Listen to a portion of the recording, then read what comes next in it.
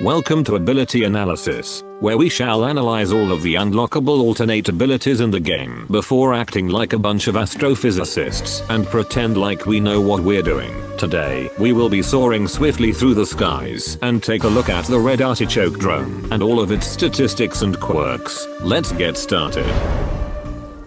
The Red Artichoke drone is one of the few alternate abilities to the Garlic drone and can only be obtained through purchasing it from Rux. The ability functions exactly the same in allowing the cactus to take control of a drone that flies through the sky. However, that is the only similarity, as almost every other aspect of the drone is different. For starters, the Red Artichoke does fly at an increased speed at 12 meters per second, which whilst not much, can allow it to travel longer distances in slightly shorter time. Its primary is also different, boasting a much faster rate of fire, firing at 450 rounds per minute, and can fire for a longer period of time, at up to a maximum of 6.7 seconds before suffering an overheat, where its weapon will become unavailable for the next 4.2 seconds. Each shot fired can deal 6 damage for a normal hit and 7.2 for a critical hit. However, the weapon does have quite the harsh drop-off, going down to 4.5 damage for a normal hit and 5.4 for a critical hit.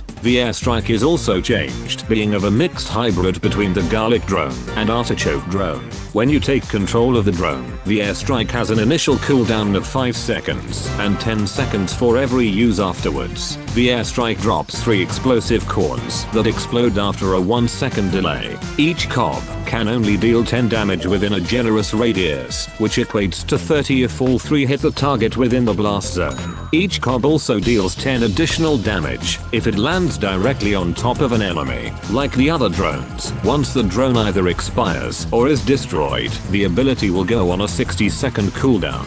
Now, to compare the two, which is better, and why? Well, the standard Garlic drone has a much more reliable primary, with its much higher damage per shot, granting it much more solo kill potential against critical opponents. Its airstrike is also designed to be entirely centralized around dealing with groups of enemies, with its massive blast radius and extremely high damage. However, the airstrike does have a noticeably long delay before it begins to explode, allowing plenty of time for enemies to escape that, and it does have an extremely long cooldown, so it cannot be used frequently. On the other hand, the Red Artichoke might not have the same firepower, but has the enhanced speed in order to be evasive and aggressive against enemies. Its airstrike also has a shorter cooldown and much shorter delay before the explosion, making it much more useful even against aware enemies. However, both its primary and especially the airstrike suffer in terms of damage output, so it relies on the player being evasive, which may throw off their aim and make killing enemies noticeably more difficult.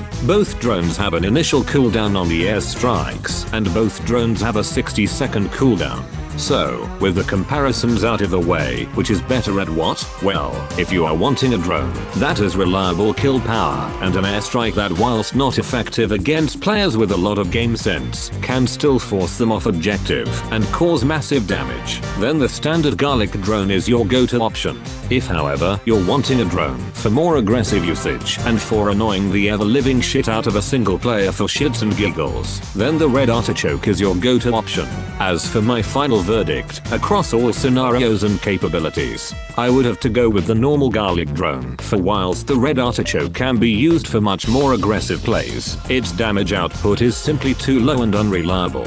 Be sure to come back for the next episodes next week. Thanks for watching, and don't forget to subscribe for more shit like this. Have fun.